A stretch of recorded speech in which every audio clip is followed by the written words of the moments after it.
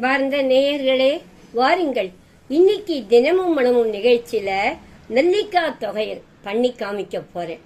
இந்த நெல்லிக்காய் ரொம்ப சக்தி அதிகம், விட்டமின் சி நிறைய இருக்குன்னுவா, உடம்புக்கு நல்லது.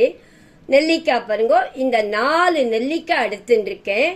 இந்த நெல்லிக்காவை 4 நெல்லிக்காவை இதை திருத்தி வச்சுட்டு இருக்கேன். திருத்தி உங்களுக்கு காமிக்கிறதுக்கோசம் நெல்லிக்காய் 4 நெல்லிக்காய் இந்த மாதிரி திருத்தி வச்சுட்டு இருக்கேன். உளுத்தம்பருப்பு 1 டேபிள் ஸ்பூன், அதாவது இந்த கப்பு அளவு உளுத்தம்பருப்பு போதும், சின்ன கப்பு அளவு உளுத்தம்பருப்பு.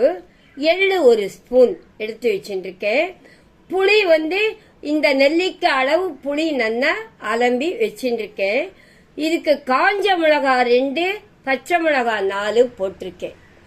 காரம் உங்க இஷ்டம் போட்டுக்கலாம், எப்படி போட்டாலும் 2 சேர்ந்து போட்டா நல்லா இருக்கும். தேங்காய் ஒரு ஒரு 4 ஸ்பூன் வச்சுக்கோ, 2 டேபிள் ஸ்பூன் வச்சுக்கலாம், இல்லாட்டி 4 ஸ்பூன் தேங்காய் துருவி வச்சுட்டு இருக்கேன். இப்போ இதை எப்படி பண்றதுன்னு உங்களுக்கு காமிக்கிறேன். முதல்ல எள்ளு போட்டுக்கலாம். எள்ளு கொஞ்சம் ஒரு நிமிஷம் வதங்கினதும் உளுத்தம்பருப்பு போட்டுக்கணும். ஆமாம், போய் எள்ளு போட்டிருக்கேன். எள்ளு நல்லா ஒரு நிமிஷம் இப்படி வதக்கலாம்.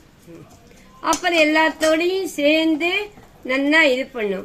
இப்போவே பாருங்க, இது போட்ட நாளைக்குமே இந்த எண்ணெய் காஞ்சிடவே பொரியறது. இப்போ உளுத்தம்பருப்பு, இந்த உளுத்தம்பருப்பு போட்டுக்க. என்ன பார்த்தீங்கன்னா எள்ளு நல்லா இதுவாருது. உளுத்தம்பருப்பு, இந்த மிளகா 2 கிள்ளி வச்சிருக்கேன், 2 மிளகா. அது காரம் உங்களுக்கு ஏற்ற மாதிரி போட்டுக்கலான்ட்டு சொல்லியிருக்கேன். பச்சை மிளகா 2 ஈக்குவலா போட்டுருந்தாலும் போட்டுக்கலாம், இல்ல பச்சை மிளகா 4, இது ஒரு 4 போட்டுக்கலாம். நான் 2 சேப்பு காஞ்ச மிளகா தான் போட்டுருக்கேன். இப்போ இது வறுக்கும் போதே இதுல பெருங்காயமும் போட்டுக்கலாம். பெருங்காயம் வறுக்கும் போது போட்டா வாசனையா இருக்கும். இப்ப கொஞ்சம் நல்லா கொஞ்சம் சவக்கு வாசனை வர அளவு வறுத்துக்கணும். இது இப்ப இந்த வறுபட்டு இருக்கச்சியே உப்பையும் இதில் போட்டு வறுத்துருங்க. ஆமா ஆமா, உப்பு எப்பவுமே நான் சொல்லுவேன். நானே உப்பு ஏன் வறுக்கணும் அப்படின்னா, உப்புல கொஞ்சம் ஈரம் இருந்தா கஷ்டம், ஈரம் இல்லாம இருக்கும். அதனால அதை போட்டு இது பண்ணிக்கணும். இப்போ இதை வறுத்துட்டேன். இதுல ஒரு பிளேட்ல டிரான்ஸ்ஃபர் பண்ணிக்கலாம். இந்த நெல்லிக்காய் பாருங்க, இந்த திருத்தி வச்ச நெல்லிக்காய நல்லா வதக்கிக்கணும். இப்படி வதக்கிக்கலாம்.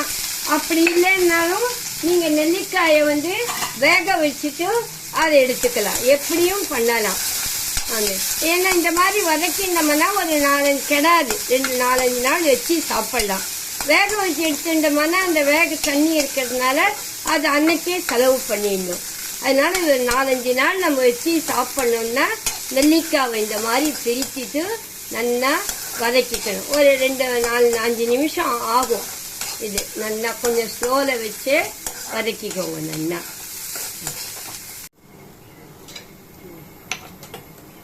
நெல்லிக்காய் பாருங்க, நல்லா வதங்கிட்டு இருக்கு.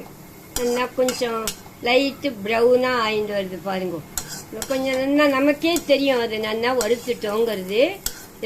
இப்போ இந்த புளி அலம்பி வச்சிருக்கீங்க பாருங்க, இந்த புளியும் அதில் போட்டு வருங்க. இந்த புளியும் போட்டாதான் நல்லா புளி அலம்பி வச்சிருக்குமே, புளியில இருக்கிற ஈரமும் இழுத்துக்கும். நல்லா எப்பவுமே நம்ம தொகையிலுக்கெல்லாம் இந்த உப்பு அப்புறம் இந்த புளி இதெல்லாம் ஈரம் இல்லாத பார்த்துக்கணும். அப்பதான் தொகையில் கெட்டு போகாது. நமக்கு ஒரு வாரம் வச்சுட்டு இருந்தாலும் நல்லா இருக்கும். இந்த ஈரம் போக இது பண்ணணும். இதை இப்படி நல்லா வதக்கிக்கணும். இப்போ ஆல்மோஸ்ட் நெல்லிக்காய் நல்லா வதக்கின்னு இருக்கேன். இப்போ இந்த தேங்காய் வச்சிருக்கேன் பாருங்க, இந்த தேங்காயும் கொஞ்சம் இது பண்ணிக்கோங்க. எல்லாமே சேர்ந்து ஒரு நிமிஷம் இதை நல்லா ஆஃப் பண்ணிட்டு அப்படியே வைங்க. இந்த வானம் சூட்டுக்கே நல்லா கொஞ்சம் நெஞ்ச இந்த தேங்காயில் இருக்கிற ஈரமும் இழுத்துன்றும். அதனால இதை ஆஃப் பண்ணிட்டு ஒரு நிமிஷம் கழிச்சு எல்லாத்தையும் சேர்த்து நம்ம என்ன பண்ணணும்னு சொல்றேன். இந்த பச்சை மிளகாய் எடுத்து வச்சிருக்கேன், அதை சொல்ல மறந்து போயிட்டேன். தேங்காய் போடும்போதே இந்த பச்சை மிளகாயும் போட்டுருவோம். அப்பதான் இந்த பச்சை மிளகாயும் அந்த அலம்பி வச்சிருக்கோம் இல்லையா, அதுலயும் ஈரம் போயிட்டு நல்லா ஒத்து இருக்கும் அரைச்சாக்கா. அதனால இப்ப இந்த பச்சை மிளகாயும் போட்டுட்டேன். பச்சை மிளகாயும் போட்டு வதக்கிட்டு நல்லா கொஞ்சம் வதங்கின அப்புறம் கேஸ் ஆஃப் பண்ணிடுறேன். ஒரு நிமிஷம் கழிச்சு அப்புறம் இதை எடுத்துக்கலாம். இப்போ எல்லாத்தையும் ஒன்னா போட்டு அரைக்கணும். உப்பு, காரம், பெருங்காயம் எல்லாத்தையும் போட்டேன். அதனால போட்டு மிக்சியில அரைச்சி எடுத்துக்கோங்க. நல்லா இதை பாருங்க, அரைச்சி எடுத்துட்டேன். இந்த மாதிரி கெட்டிமா இருந்தா நல்லதுதான், நல்லா இருக்கும், கெடாம. இது மாதிரி அரைச்சி எடுத்துட்டேன். இப்ப இதுக்கு கடுகு கருவேப்பிலை திருமாறினா நல்லா இருக்கும். இத என்ன பண்ணுங்க, கடுகு கருவேப்பிலை திருமாறதுக்கு முன்னாடியே நம்ம அரைச்சி எடுத்துக்கிறதுக்கு முன்னாடியே நம்ம எடுக்க போற கிண்ணியில கடுகும் கருவேப்பிலையும் திருமாறி வச்சு விடலாம். வச்சுட்டு நம்ம மிக்சில இருந்து அரைச்சத அதை போட்டுட்டு கிளறி வச்சுட்டோம்னா ரொம்ப நல்லா இருக்கும், நல்ல வாசனையா இருக்கும். இப்ப சுவையான நெல்லிக்காய் துவையல் ரெடி. இந்த நெல்லிக்காய் ஸ்பெஷல் என்னன்னா, நெல்லிக்காய் எப்பவுமே தித்திப்பா இருக்கும். நீங்க ஒரு துளி நெல்லிக்காய் சாப்பிட்டு தீர்த்தம் சாப்பிடுங்க, கல்கண்டா இருக்கும் அது.